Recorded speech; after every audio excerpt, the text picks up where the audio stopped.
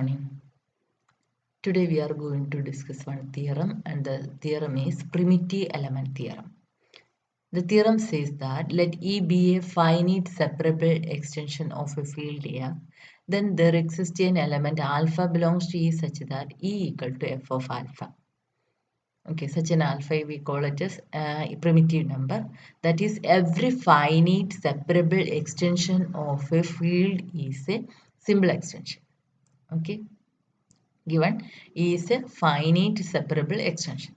If E is a finite separable extension, then E is a simple extension. That is the primitive element theorem. Okay, so moving to the proof. So what we have to prove? We have to prove there exists an element alpha belongs to E such that E equal to f of alpha. Okay, so if f is a finite field, then E is also finite. Okay. Now let alpha be the generator for the cyclic group E star of non-zero elements of E under multiplication. Okay. If F is a finite field, then E is also finite. And let alpha be a generator for the cyclic group E star of non-zero elements of E under multiplication. Okay. Then E equal to F of alpha. Then E equal to F of alpha.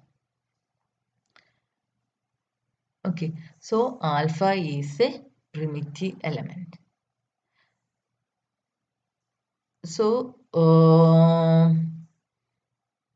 in this case, what we get, if f is a finite field, then E is also finite.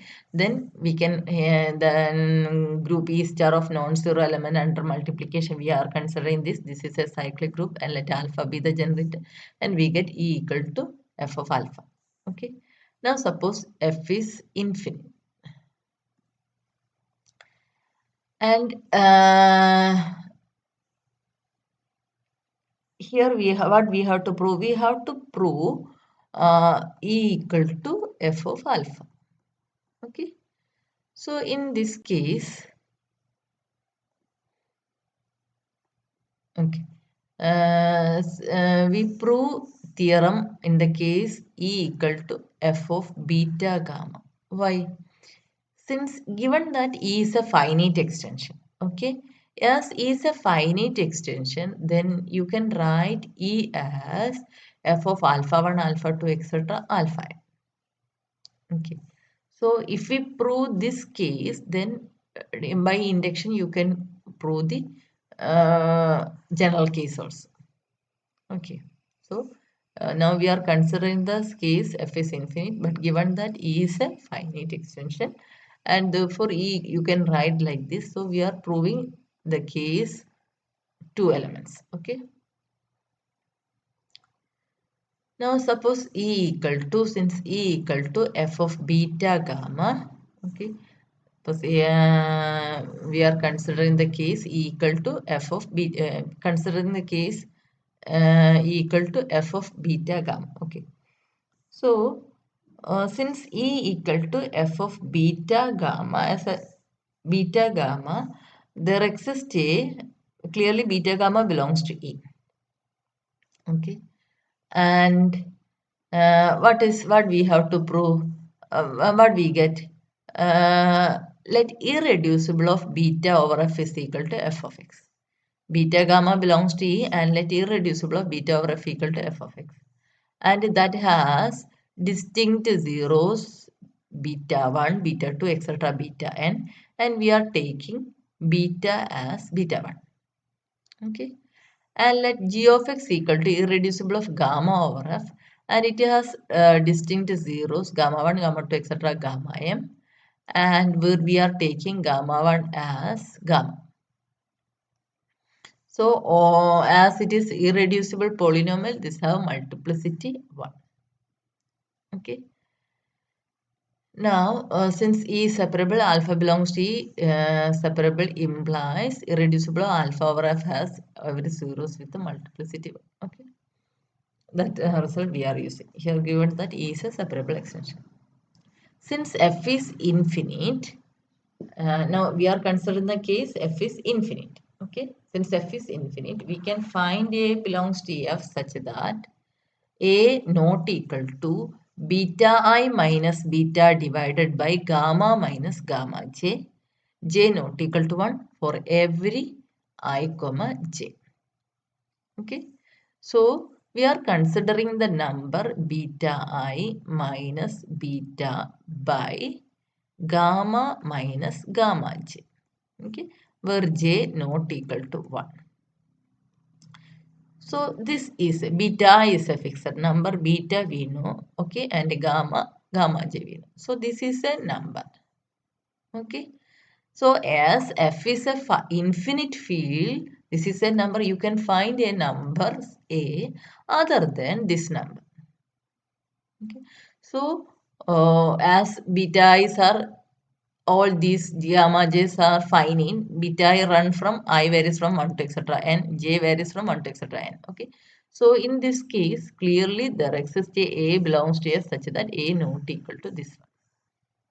This implies a into gamma minus gamma j is not equal to beta I minus beta. Okay. Now you are choosing beta alpha equal to beta plus a gamma. Beta we know a is this one, a satisfies this property and gamma. Now alpha equal to beta plus a gamma and this number never be equal to beta I plus a gamma j. Because if beta plus a gamma equal to beta I plus a gamma j, that implies a into you are taking this here and this here. A into gamma minus gamma j equal to beta I minus beta. But here we have this condition. This is not equal. Okay. So, or a equal to this one. But we are choosing a not equal to this one. Therefore, alpha, if you choose alpha equal to beta plus a gamma, then this never be equal to beta I plus a gamma j. Okay. So, alpha never be equal to beta I plus a gamma j implies alpha minus a gamma j never be equal to beta I. Okay.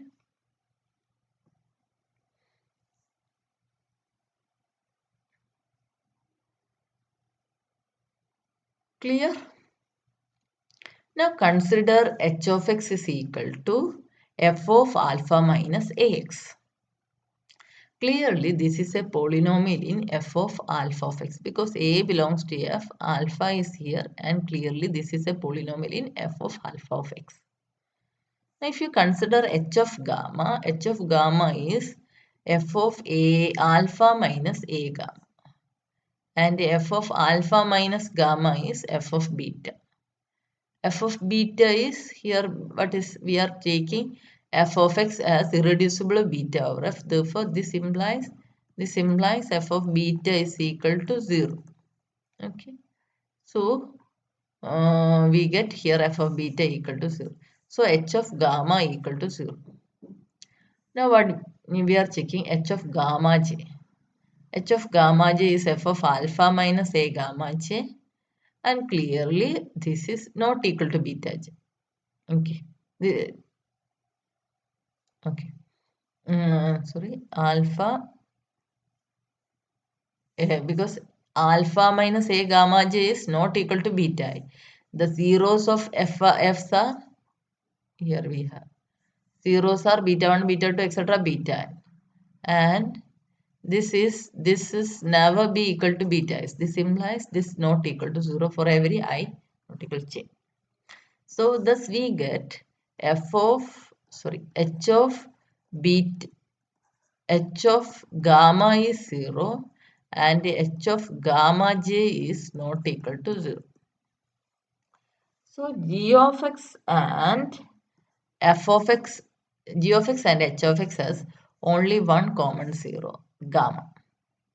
Because g of x has zeros, gamma 1, gamma 2, etc. gamma m, and gamma 1 equal to gamma.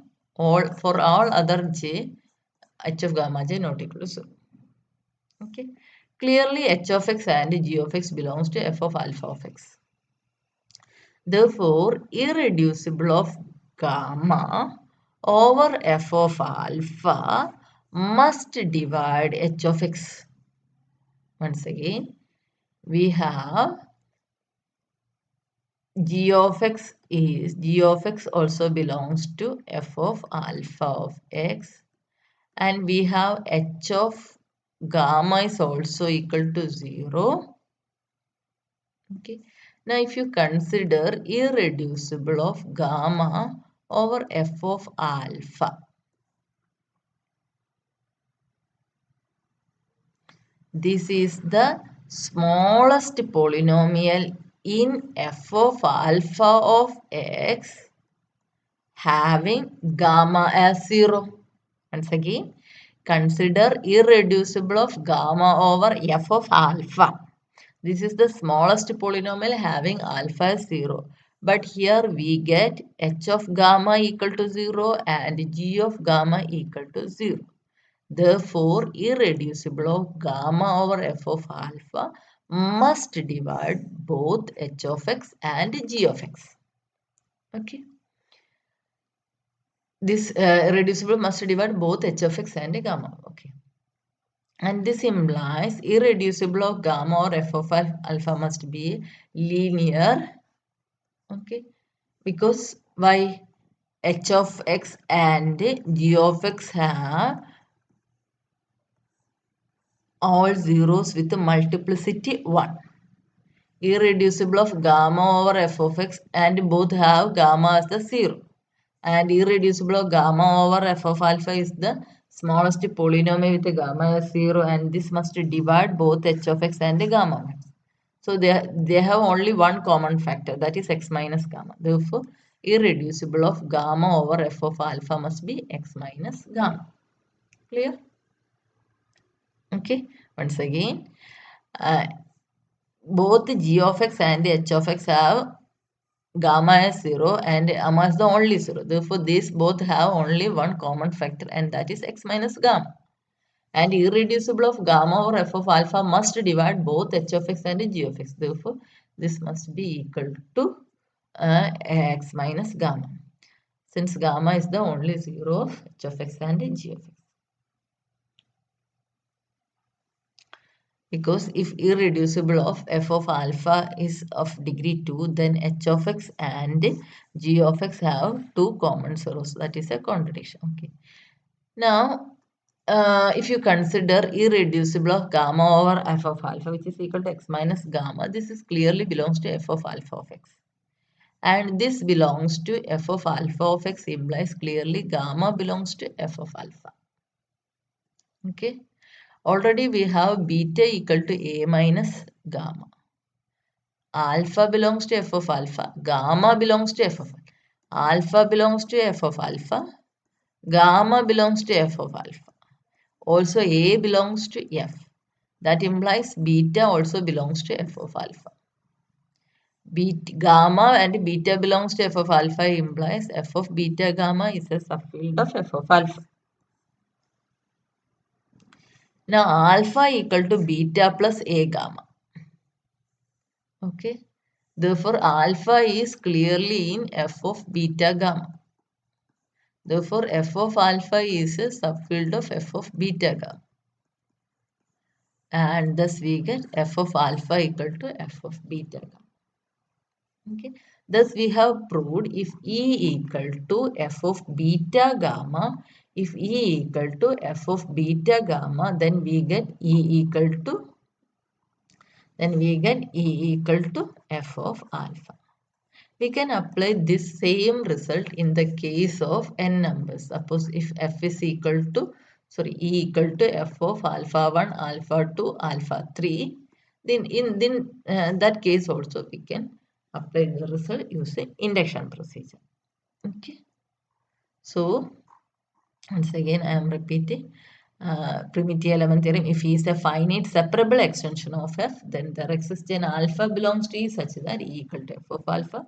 For this, we are considering first E is f is a finite field, then clearly E is also finite because E is a finite separable extension, and alpha is the generator of the cyclic group under multiplication, and you can write E equal to f of alpha, and alpha is the primitive element. Suppose the case f is infinite. Suppose the case f is infinite. Here you have to add infinite. Okay. Now we are proving the theorem in the case E equal to f of beta gamma. Okay. If E equal to f of beta or f of alpha, then result is already true. Okay. Suppose E is not a simple extension, then that means E is only a finite extension, which is not a simple extension. That means E equal to some f of alpha 1, alpha 2, etc. alpha n. Okay. For proving this, we are proving the case only two elements. Okay, because using induction we can generalize the same case. Okay, so in this case we assume that E equal to f of beta gamma. Okay, and we are taking irreducible of beta over f and irreducible of gamma over f, and we are defining choosing an element A, because as f is infinite we can choose an A like this, and we are defining alpha as beta plus a gamma, and we are defining a polynomial h of x equal to f of alpha minus ax, and we are proving h of gamma equal to 0 and h of gamma j not equal to 0, and that means irreducible of gamma over f of alpha must have uh, only one root gamma, and that must be of the form x minus gamma. That means gamma belongs to f of alpha. Okay. So finally we get f of alpha is equal to f of beta gamma. Okay. Now last corollary. A finite extension of a field of characteristic 0 is a simple extension. A finite extension of a field of characteristic 0 is a simple extension. Here finite extension, finite separable extension of a field. Here we are taking finite extension of a field of characteristic 0. Proof is very easy. Let f be a field of characteristic 0 and E is a finite extension of f. By previous theorem, every field of characteristic 0 is perfect. That means every finite extension is a separable extension. That means E is a finite extension of f and E is a separable extension of f. Using our, that means E is a finite separable of extension. Then by primitive element theorem, E is a simple extension. And okay. That's all for today's class. With this, we are completing the section separable extension. That means with this, we are completing our second module. And the next class, we will start our third module, Galois theorem. Okay.